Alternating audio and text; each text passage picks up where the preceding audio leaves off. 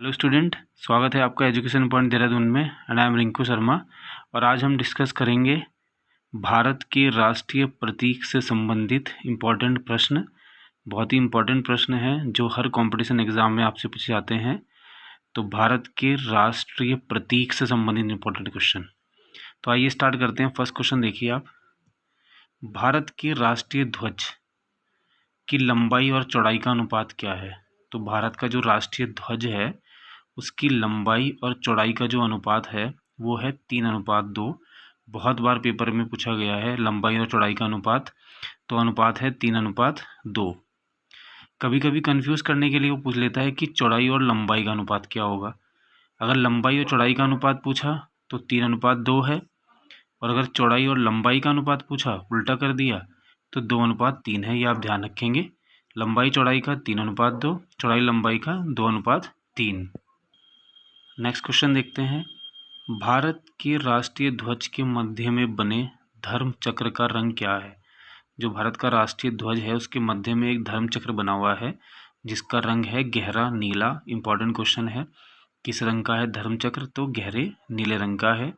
Next, Bharat के राष्ट्रीय ध्वज के चक्र में कितनी तिलियां हैं? तो जो भारत का राष्ट्रीय ध्वज है, बीच में जो चक्र है उसके अंदर कितनी तिलियां हैं? तो 24 तिलियां हैं। बहुत ही इंपॉर्टेंट क्वेश्चन है, बार बार पूछा गया है। नेक्स्ट, स्वतंत्र भारत के राष्ट्रीय ध्वज का डिजाइन किसने बनाया? जो स्वतंत्र भारत का जो राष्ट्रीय ध्वज है उसका डिजाइन किसने बनाया? तो आंसर है पिंगाली वेंकैया ने। बहुत अच्छा क्वेश्चन है, पिंगाली वेंकैया। नेक्स्ट देखिए, भारत का राष्ट्रीय गान है। तो भारत का राष्ट्रीय गान आप सबको ही पता है, जन गण मन है। इंपॉर्टेंट क्वेश्चन है। नेक्स्ट, भारत के राष्ट्रीय गान के रचयिता कौन है? मतलब जो भारत का जो राष्ट्रीय गान है जन गण मन, इसके रचयिता हैं रविन्द्रनाथ टैगोर जी। इंपॉर्टेंट क्वेश्चन है। भारत का राष्ट्रीय गान जन गण मन है और इसके रचयिता हैं रविन्द्रनाथ टैगोर जी। नेक्स्ट देखिए आप, राष्ट्रीय गान जन गण मन सर्वप्रथम कब और कहाँ गाया गया? तो जो राष्ट्रीय गान है जन गण मन सबसे पहले 1911 में कलकत्ता में गाया गया। बहुत ही बढ़िया क्वेश्चन है कि कब गाया गया और कहाँ गाया गया? तो 1911 में कलकत्ता में गाया गया। नेक्स्ट, राष्ट्रीय गान जन गण मन को संपूर्ण रूप में गाने में कितना समय लगता है? तो जो हमारा राष्ट्रीय गान है जन गण मन, उसको गाने का जो संपूर्ण समय है वो है 52 सेकेंड। बहुत ही बढ़िया क्वेश्चन है, इंपॉर्टेंट है। नेक्स्ट, भारत का राष्ट्रीय गीत है। देखो, राष्ट्रीय गान जन गण मन है और राष्ट्रीय गीत है वंदे मातरम। वंदे मातरम। नेक्स्ट, भारत के राष्ट्रीय गीत के रचयिता कौन है? जो भारत का राष्ट्रीय गान है वो तो रविन्द्रनाथ टैगोर जी का है, और जो भारत के राष्ट्रीय गीत के रचयिता हैं वो हैं बंकिम चंद्र चटर्जी। इंपॉर्टेंट क्वेश्चन है, राष्ट्रीय गीत का भी ध्यान रखेंगे और राष्ट्रीय गान का भी आपको ध्यान रखना है। भारत के राष्ट्रीय गीत के गायन की अवधि, अभी हमने पढ़ा जो भारत का राष्ट्रीय गान है उसकी 52 सेकेंड है, और जो राष्ट्रीय गीत है उसकी है 65 सेकेंड। तो 65 सेकेंड है। भारत के राष्ट्रीय गीत के गायन की अवधि है 65 सेकेंड।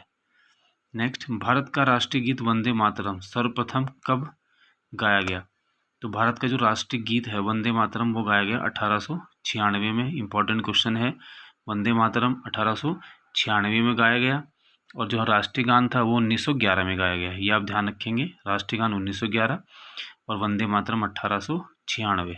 नेक्स्ट, भारत का राष्ट्रीय गीत वंदे मातरम किस ग्रंथ से संकलित है? मतलब कौन से ग्रंथ से लिया गया है? बहुत ही अच्छा क्वेश्चन है, बार बार पेपर में पूछा गया है कि भारत का राष्ट्रीय गीत वंदे मातरम किस ग्रंथ से संकलित है? तो आंसर है आनंद मठ। आनंद मठ से। इंपॉर्टेंट क्वेश्चन, आनंद मठ से बार बार पूछा जाता है, आप ध्यान रखेंगे। नेक्स्ट, आकाशवाणी और दूरदर्शन के दैनिक कार्यक्रमों की शुरुआत किससे होती है?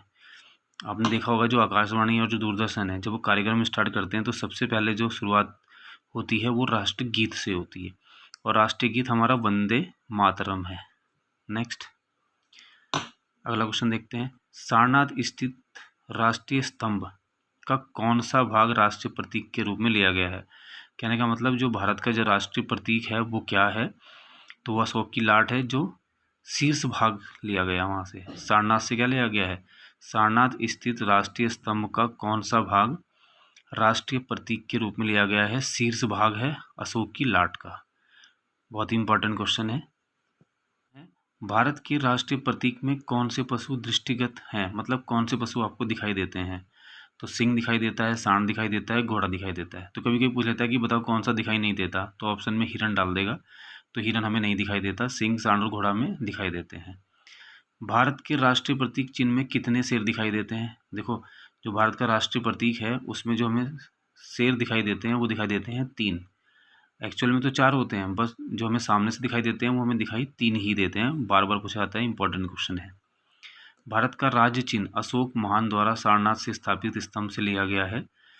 इस राज्य चिन्ह के मूल स्तंभ में कितने सिंह हैं? देखो, मैं ऊपर बताया ऊपर कि वैसे तो 4 सिंह हैं, बट जो हमें सामने से दिखाई देते हैं वो 3 ही दिखाई देते हैं। तो अगर पूछा कितने दिखाई देते हैं तो आंसर है 3, और टोटल हैं कितने वैसे? 4। भारत का राष्ट्रीय संवत के रूप में किस संवत को मान्यता प्रदान की गई है? तो जो भारत का जो कैलेंडर है ना, राष्ट्रीय कैलेंडर, जो राष्ट्रीय संवत है वो शक संवत है। इंपॉर्टेंट क्वेश्चन है कि भारत का राष्ट्रीय जो पंचांग है वो किस पे आधारित है? तो राष्ट्रीय पंचांग जो है वो शक संवत पे आधारित है। बहुत ही बढ़िया इंपॉर्टेंट क्वेश्चन है। नेक्स्ट, शक संवत पर आधारित राष्ट्रीय पंचांग प्रथम मास कौन सा होता है? जो शक संवत है राष्ट्रीय पंचांग, उसका जो पहला महीना होता है, जो पहला मास है वो होता है चैत्र का। बहुत ही बढ़िया क्वेश्चन, कौन सा महीना होता है बार बार पूछा जाता है, चैत्र का। और अंतिम महीना भी पूछता है, तो अंतिम महीना होता है फाल्गुन का। राष्ट्रीय पंचांग का अंतिम मास होता है फाल्गुन। तो पहला आपको ध्यान रखेंगे चैत्र है और अंतिम हमारा फाल्गुन है। भारत का राष्ट्रीय पशु है बाघ। इंपॉर्टेंट क्वेश्चन है कि भारत का राष्ट्रीय पशु क्या है? बाघ। बाघ से पहले भारत का राष्ट्रीय पशु था सिंह। देखो, बाघ और सिंह में कंफ्यूज नहीं होना है। भारत का राष्ट्रीय पशु बाघ है, लेकिन बाघ से पहले भारत का जो राष्ट्रीय पशु था वो सिंह था, जिसको शेर कहते हैं। अब बाघ है। नेक्स्ट, भारत का राष्ट्रीय पक्षी मयूर, मोर है। ये तो इम्पोर्टेंट है, पता ही है कि भारत का जो राष्ट्रीय पक्षी है वो मयूर, मोर है।